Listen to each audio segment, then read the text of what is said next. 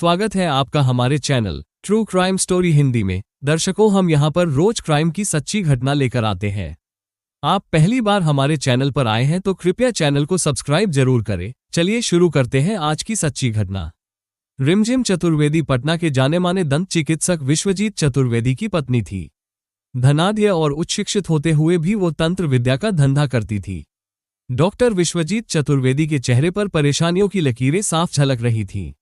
वो कमरे में चहलकदमी कर रहे थे, वहीं से वो बार बार मुख्य द्वार की ओर झांक रहे थे, जैसे किसी के आने का बेसब्री से इंतजार कर रहे हों। इसकी वजह ये थी कि रात के करीब 10 बज रहे थे और उनकी पत्नी रिमझिम चतुर्वेदी अब तक घर लौटी नहीं थी। उनका मोबाइल फोन भी नहीं लग रहा था, बार बार वो स्विच्ड ऑफ बताया जा रहा था। इससे विश्वजीत चतुर्वेदी परेशान हो गए थे। ऐसा उनके साथ पहली बार हुआ था जब पत्नी का मोबाइल फोन स्विच्ड ऑफ आ रहा हो। रात काफी गहरा चुकी थी, ऐसे में उन्हें ये समझ में नहीं आ रहा था कि वो करे तो क्या करे। जबकि सभी परिचितों और रिश्तेदारों के पास फोन करके पत्नी के वहां आने के बारे में पूछ रहे थे। वहां से उन्हें पता चला कि रिमझिम उनमें से किसी के भी घर नहीं पहुंची थी। इससे उनका दिल और बैठा जा रहा था। ये 23 नवंबर 2021 की घटना है। बहरहाल डॉक्टर विश्वजीत ने पूरी रात आंखों में काटी और सुबह होते ही श्रीकृष्णपुरी थाने पहुंचे। उनके साथ बहनोई संजय पाठक भी थे। थाना प्रभारी एसके सिंह ने संजय से तहरीर ले ली और रिमझिम चतुर्वेदी की गुमशुदगी की सूचना दर्ज कर आगे की कार्रवाई शुरू कर दी। रिमझिम चतुर्वेदी कोई मामूली महिला नहीं थी।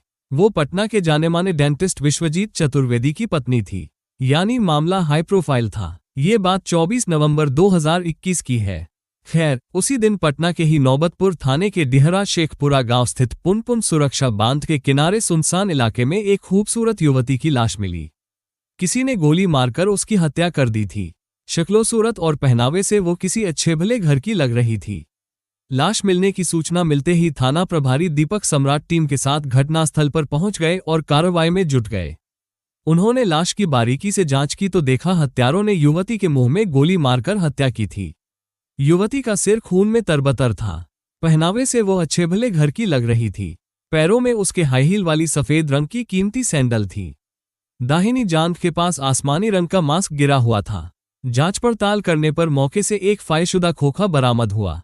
मौके से बरामद सभी सामानों को पुलिस ने अपने कब्जे में ले लिया और इसकी जानकारी दीपक सम्राट ने डीएसपी और एसएसपी उपेंद्र कुमार शर्मा को दे दी। मौके की प्रारंभिक कार्रवाई करने के बाद लाश पोस्टमार्टम के लिए एम्स पटना भिजवा दी। थाना प्रभारी दीपक सम्राट ने पटना के सभी थानों में लाश की फोटो भिजवा दी ताकि किसी थाने में किसी युवती के गायब होने का मुकदमा तो दर्ज नहीं है। लाश की तस्वीर श्रीकृष्णपुरी थाने में भी पहुंची।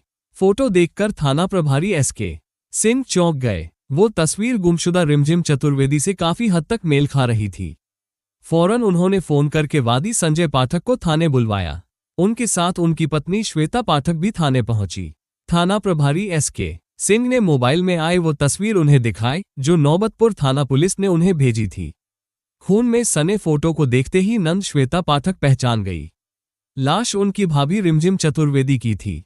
फिर क्या था, रिमझिम की हत्या की सूचना मिलते ही घर में कोहराम मच गया और रोना पीटना शुरू हो गया। थाना प्रभारी ने सबसे पहले मृतका रिमझिम के फोन नंबर की कॉल डिटेल्स निकलवाए। इससे पहले सहदेव महतो मार्ग बोरिंग रोड स्थित रिमझिम के ब्यूटी पार्लर पहुंचकर वहां के कर्मचारी राजू से पूछताछ की। राजू ने बताया कि शाम करीब 4 बजे मैडम के मोबाइल पर किसी का कॉल आया। कॉल रिसीव करने के बाद वो पार्लर से ये कहते हुए निकली कि थोड़ी देर बाद लौटती हूं, फिर पार्लर बढ़ाकर घर चली जाऊंगी। लेकिन काफी देर बीत जाने के बाद भी मैडम घर नहीं लौटी थी। अब उनकी हत्या की खबर आई। राजू से पूछताछ करने के बाद थाना प्रभारी थाने वापस लौट आए थे। बहरहाल एसके सिंह ने रिमझिम के फोन की कॉल डिटेल्स का गहन अध्ययन किया। 23 नवंबर 2021 की शाम 4:23 पर उनके फोन पर एक कॉल आई थी। फिर 6 बजे के बाद रिमझिम का फोन बंद हो गया था। आखिरी कॉल का नंबर जांचने पर पता चला कि वो नंबर किसी रोहित सिंह के नाम था, जो पटना के पालीगंज थाना क्षेत्र के जलपुरा का रहने वाला था। पुलिस रोहित सिंह को उसके घर जलपुरा से पूछताछ के लिए श्रीकृष्णपुरी थाने ले आए।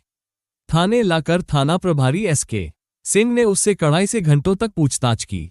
रोहित कोई आदतन अपराधी तो था नहीं जो पुलिस को यहां वहां घुमाता। वो तो पुलिस के सवालों से टूट गया था और रोते हुए कहा, क्या करता सर, रिमझिम से मैं हार चुका था। उससे छुटकारा पाना चाहता था। पर उसने मुझे बर्बाद करने की बार बार धमकी देकर मेरा जीना मुहाल कर दिया था। इसलिए उसे रास्ते से हटाने की योजना बनाई और 4 लाख की सुपारी देकर उसे मौत के घाट उतरवा दिया। और फिर विस्तार से उसने पूरी कहानी पुलिस के सामने उगल दी। हैरान कर देने वाली कहानी सुनकर पुलिस ने दांतों तले अंगुली दबा ली कि मृतका रिमझिम ऐसा भी कर सकती थी।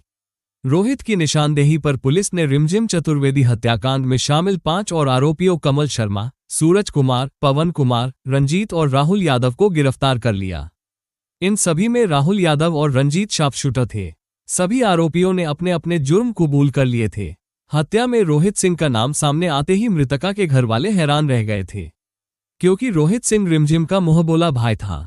जिस मुंहबोले भाई की कलाई पर वो 2 साल से राखी बांध रही थी, वही उसका कातिल कैसे हो सकता है, वो यही सोच रहे थे। हाई प्रोफाइल रिमझिम चतुर्वेदी हत्याकांड का खुलासा होने के बाद 29 नवंबर 2021 की दोपहर में एसएसपी उपेंद्र कुमार शर्मा ने पुलिस लाइन में एक पत्रकार वार्ता आयोजित कर इस केस के खुलासे की जानकारी दी। उसके बाद सभी को अदालत के समक्ष पेश किया, जहां से अदालत ने सभी आरोपियों को बेऊ जेल भेजने का आदेश दिया। पुलिस की पूछताछ में इस हत्याकांड की कहानी कुछ ऐसे सामने आए। 40 वर्षीय खूबसूरत रिमझिम चतुर्वेदी मूल रूप से बिहार के बक्सर जिले की रहने वाली थी। संपन्न घराने की रिमझिम ने सन 2001 में डा. विश्वजीत चतुर्वेदी से प्रेम विवाह किया था। विश्वजीत चतुर्वेदी उत्तर प्रदेश के गाजीपुर जिले के रहने वाले थे। डॉक्टरी पढ़ाई के दौरान दोनों के बीच में प्यार हुआ। फिर उन्होंने एक दूसरे को जीवनसाथी बनाने का फैसला कर लिया। इनके इस फैसले पर इनके घरवालों ने भी स्वीकृति की मोहर लगा दी थी। कालांतर में रिमझिम और विश्वजीत दोनों ही पटना, बिहार आकर रहने लगे। तब उनकी प्रैक्टिस कोई खास नहीं चल रही थी। बाद में दोनों की ही मेडिको केयर की दुकानें अच्छी भली चल निकली। शहर के माने जाने दांत के डॉक्टरों में से एक डा. विश्वजीत को गिना जाने लगा था। उनकी पत्नी रिमझिम ने हेल्थ केयर ब्यूटी पार्लर खोल लिया था और दुकान चलाती थी। इस प्रोफेशन में बेशुमार पैसे हैं, वो अच्छी तरह जानती थी। थोड़ी सी मेहनत के बाद रिमझिम का भी पार्लर अच्छा चल निकला था और उसकी उम्मीद से कहीं ज्यादा पैसे घर में आने लगे थे। दोनों पति पत्नी अपनी कमाई से खुश थे। फिर बाद के दिनों में श्रीकृष्णपुरी इलाके में कृष्णकुंजा अपार्टमेंट में रहने लगे थे। रिमझिम खुद को तंत्र विद्या में पारंगत समझती थी। इस बात को उसकी पक्की सहेली पूनम बखूबी जानती थी। बताया जाता है कि रिमझिम ने तंत्र विद्या की शक्ति से कईयों की डूबती नैया पार लगाई थी और उसकी बातें जो नहीं मानता था, उसे सबक सिखाने से भी वह नहीं चूकती थी। बात 2019 की है। पूनम भुटेरा रोहित सिंह नाम के एक युवक को रिमझिम से मिलवाया। बताया कि वो काफी परेशान रहता है, इसकी कमाई में कोई बरकत नहीं होती है, कोई ऐसा उपचार कर दो जिससे इसकी माली हालत में सुधार हो जाए और वह भी सुख की नींद सोए। पूरी तन्मयता के साथ रिमझिम ने रोहित की कहानी सुनी और सहेली पूनम को यकीन दिलाते हुए कहा, भरोसा रखो, जब तुम इसे साथ लेकर आए हो तो काम अच्छा क्यों नहीं होगा भला। अब यह मेरा मरीज है, मैं इसे खुद ही देख लूंगी। तुम मुझ पर आंख बंद करके यकीन कर सकती हो। इसके बाद दोनों हंस पड़ी। ठगा सा रोहित खिलखिलाकर हंसती हुई सुंदर रिमझिम को अपलक निहारता रह गया था। रिमझिम की नजरें रोहित की नजरों से टकराई तो रोहित ने घबराकर अपनी नजरें दूसरी ओर घुमा ली। रिमझिम को समझते देर न लगी कि इश्किया नजरों से रोहित उसे ही देख रहा था। ये देख हौले से वो मुस्कुराए। फिर अपनी आपबीती रोहित ने रिमझिम को सुना दी। करीब 35 वर्षीय रोहित सिंह मूल रूप से पटना के पालीगंज थाना क्षेत्र के जलपुरा का रहने वाला था। उसके परिवार में मां बाप, भाई और बहन थे। बहनों की शादियां हो चुकी थीं। अपने परिवार के साथ वे ससुराल में खुश थीं। खूबसूरत रोहित भी कुछ कम नहीं था। वो मेहनतकश और कर्मठी किस्म का इंसान था। इंजीनियरिंग की पढ़ाई कर रोहित ने पटना में ही एक प्राइवेट फर्म में 50,000 रुपये महीने की नौकरी ज्वाइन कर ली थी। मनचाही मिली नौकरी से रोहित बेहद खुश था, लेकिन उसकी किस्मत में ये खुशी ज्यादा दिनों तक नहीं टिकी रह सकी। जिस काम में भी वह हाथ डालता था, काम बनने की बजाय बिगड़ जाता था, जिससे रोहित कर्ज में डूब गया। ऐसे में उसकी प्रेमिका पूनम भुटेरा सहारा बनी थी। 50,000 रुपयों में से 40,000 रुपये तो कर्ज के बन जाते थे, बाकी बचे 10,000 रुपये में घर चलाना होता था। इससे रोहित बहुत परेशान रहता था। दरअसल रोहित ने अपने क्रेडिट पर एक बड़ी रकम बालू कारोबारी अपने बहनोई को दिलवा दी थी।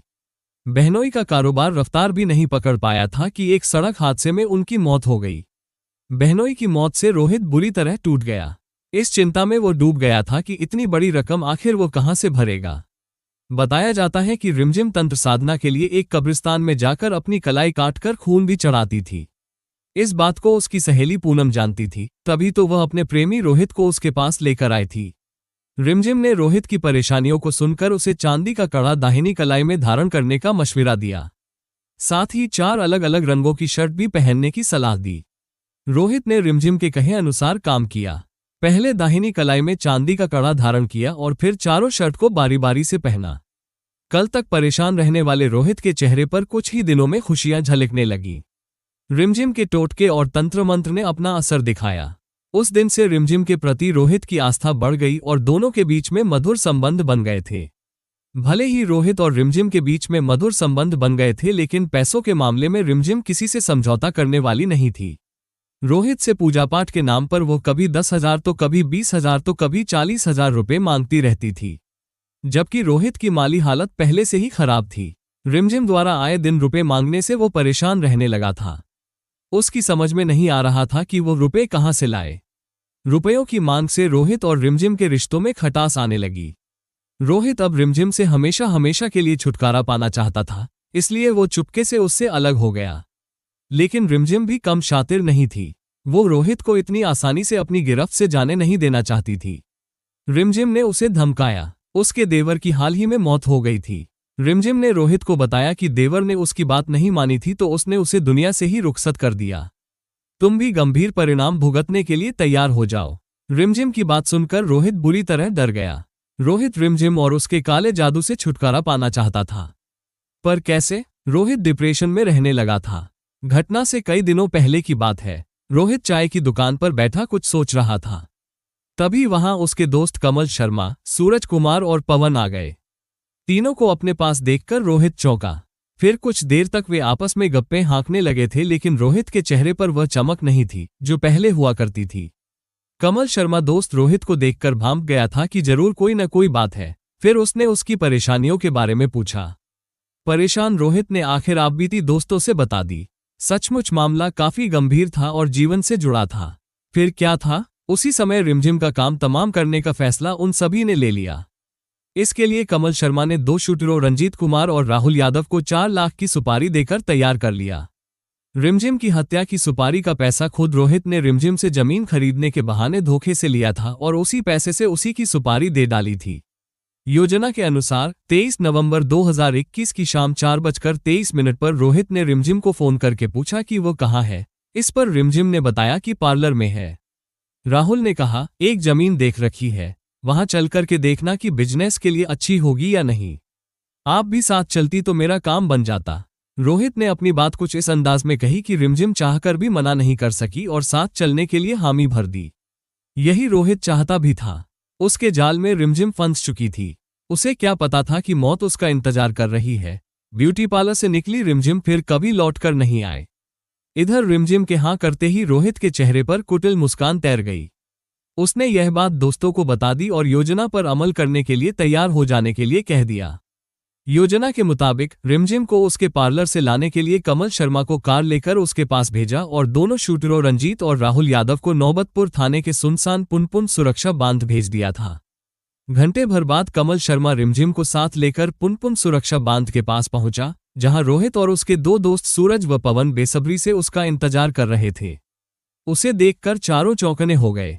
नवंबर का महीना था। 5 बजते ही अंधेरा घिर चुका था। मौके पर कई लोगों को देखकर रिमझिम घबरा गई, मानो उसने खतरे को भांप लिया हो। रिमझिम ने रोहित से उस जमीन के बारे में पूछा जिसे देखने के लिए उसने बुलाया था। फिर रोहित ने एक जमीन दिखाई और जांचने के लिए उसकी थोड़ी सी मिट्टी उठाकर रिमझिम को दी। मिट्टी देखकर रिमझिम ने कहा कि बिजनेस के लिए अच्छी है। इतना कहकर वो कार की ओर लौटने लगी। तभी अचानक वहां 2 और युवकों को देखकर वो घबरा गई। दोनों में से एक युवक राहुल यादव के हाथ में पिस्टल थी। इससे पहले रिमझिम कुछ समझ पाती, पिस्टल उसके मुंह में डालकर ट्रिगर दबा दिया। गोली गले को चीरती हुई दूसरी ओर से निकल गई। वो जमीन पर धड़ाम से गिर पड़ी। कुछ ही देर में उसका जिस्म ठंडा पड़ने लगा।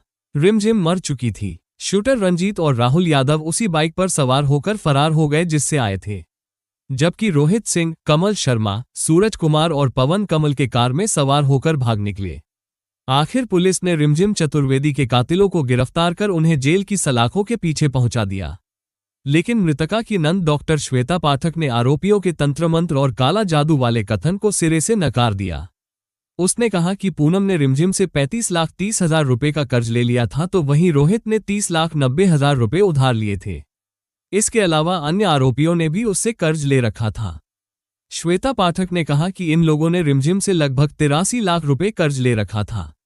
रिमझिम इन लोगों से अपना पैसा वापस मांग रही थी। श्वेता ने बताया कि रिमझिम जिस किसी को पैसे देती थी उसका विवरण अपनी डायरी में दर्ज करती थी और स्टाम्प पेपर भी तैयार कराती थी। पुलिस श्वेता पाठक के बयान की भी जांच कर रही है।